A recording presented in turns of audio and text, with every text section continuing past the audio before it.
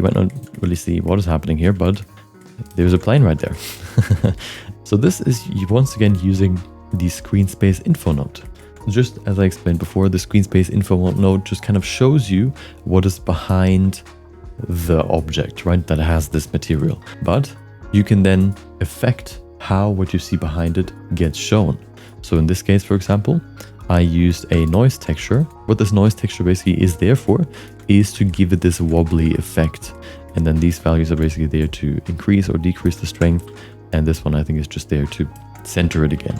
You could, for example, use this to create like distortion after like a hit or like a swing or like fast movement to basically do automatic smear frames, for example. That's what you could use it for. Or the other one, the other output that this thing has is the scene depth, which if you look at this here, you can see it basically gives you from your perspective the depth of the scene, kind of like a mist pass, so that the further something is away from you, the brighter it gets.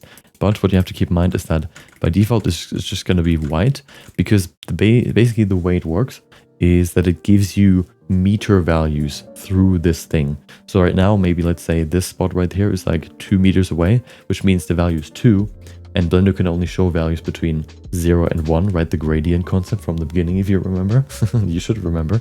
Which means that we need to basically bring down the values that are going from 0 to whatever, let's say 50. We need to bring them down to a level that you can actually see visibly, which we can do with the map range node, for example.